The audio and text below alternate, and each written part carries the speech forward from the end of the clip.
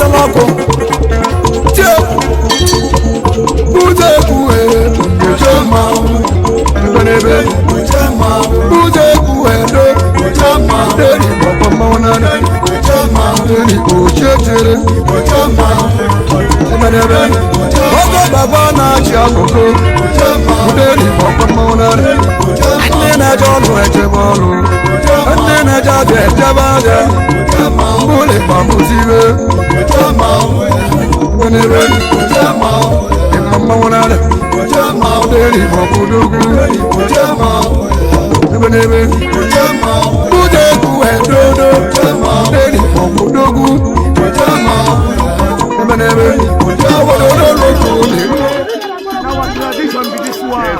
Yes. Now we don't do them. Yes. Now our grandpapa live am for us. Yes, bro.